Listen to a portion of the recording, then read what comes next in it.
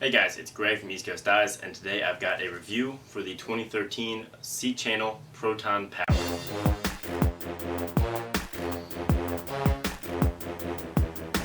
Alright guys, so this year STX re-released the Proton Power, making a ton of improvements. The original Proton Power was probably the most popular head, at least for STX, if not of all heads. Competes with the Warrior series, and I'm really happy they re-released this head because it was one of my favorite heads and a lot of people's favorite heads, but it did have some flaws. So first let's go over the changes that they made from the previous Proton Power.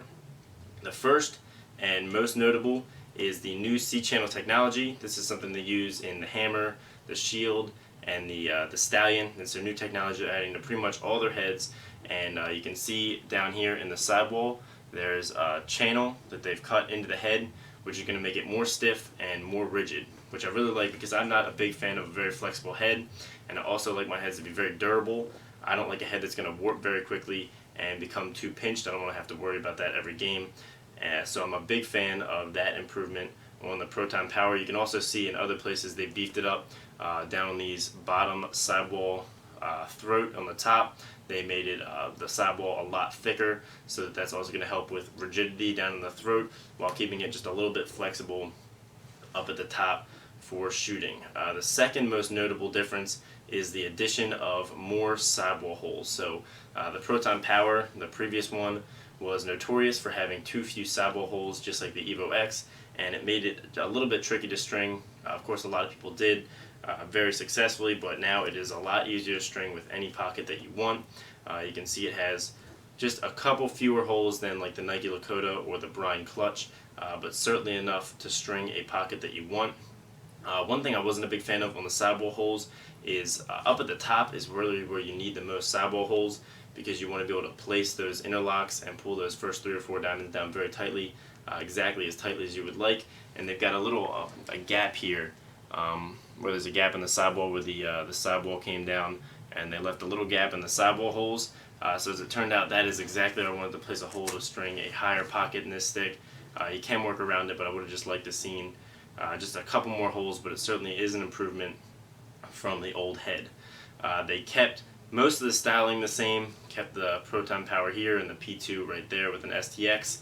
They kept that classic Super Power Proton Power cutaway top, which doesn't really change the performance at all, it just makes it a little bit easier to string a triangle top string. They kept the classic STX there, switched up the top string holes just a little bit. The Proton Power had these weird kind of half moon shaped top string holes, which were very small and made it a little bit difficult to string a triangle top string. Now you've got these very large sort of rectangle geometric shape holes up here, which you could easily string a double triangle top or regular triangle top. It was definitely an improvement. The Proton Power also had small holes at the very top. These are a little bit larger, not quite as large as the Hammer, but definitely large enough to I like to fit 3 or 4 strings through that top string hole, which I liked. And they also kept the classic Proton Power and Super Power throat down here with the 2 holes that are sort of set forward with the cutaway ball stopper here, which I like. It makes it a little bit more difficult to string traditional, but you can. I don't mind not having 4 bottom string holes. I actually used some of the bottom sidewall string holes to string up this pocket. So it was they kept that the same, which I really like. So now let's talk about the face shape, the weight, the price. This head costs $89, which puts it actually just under the average for Lacrosse heads. Most of the top of the line heads are $100 or over, so I really like the price point $89, and I like that they didn't price gouge. They kept it the same as the old Proton Power, even though they made a lot of improvements and brought out a new head. This head also weighs under 5 ounces, which is really what I consider to be the benchmark. Over 5 ounces, heads like the Hammer, like the new Cyber, like the Revolution, those tend to feel a little bit heavy and a little bit clunky, but once you get under 4 ounces, you're never really going to notice a difference within that, and it's certainly plenty light, but still gives you a nice balanced feel in the stick. You don't want your shaft to be too heavy and your head to be too light, then it feels a little bit funky. So I like my head to be just around 5 ounces, not too heavy, not too light, so it gives me a really nice balance.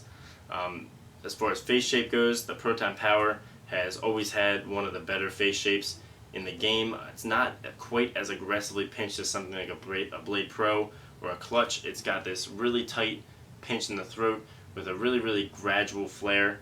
It's going to let you string a nice hot pocket in it, but not sometimes too aggressive a flare like in the CEO or in the Blade Pro can make stringing a low pocket or a mid-low pocket just a little bit funky. As you can see, I've got a nice low pocket here. The ball's going to sit right in that pinch and be very perfect for this head. So now let's compare it to the face shape of some of the other heads, the new heads like the Clutch Elite and the Evo 4. So here you can see the Proton Power next to the Clutch Elite. You can see down in the bottom of the throat, the face shape is pretty much the same, but the throat stays a little bit narrower, a little bit longer in the Clutch Elite, and has a very aggressive flare out from right here to right here. Is a very aggressive flare. So you can see it's a little bit more geared toward a high pocket and an aggressive offensive player, whereas this is a little more gentle and gradual. Here you've got it against the Evo 4, which is a little bit wider through the throat here and a little bit less of a pinch. A lot of people prefer the Evo 4 because it's much easier to catch with, and it's just a little bit wider. And here you've got it next to a Lakota, probably a middle ground between the Proton Power and the Clutch Elite. Definitely a tighter face shape at the bottom, but a less aggressive flare than the Clutch Elite, but still more aggressive than the Proton Power.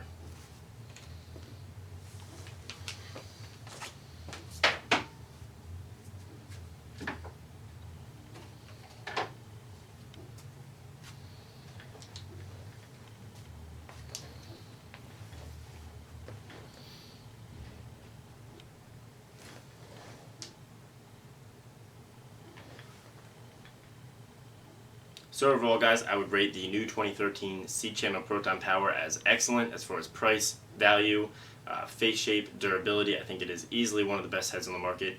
It is NHFS, so only legal for high school, but it's something that you could use in summer ball or any other level, legal for youth through high school, not legal for NCAA.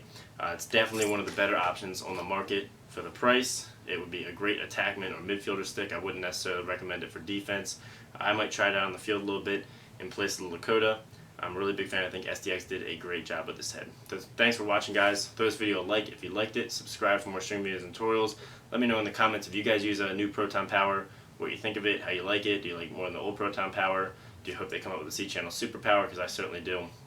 And any other thoughts you might have about the review. So thanks for watching, and have a great day.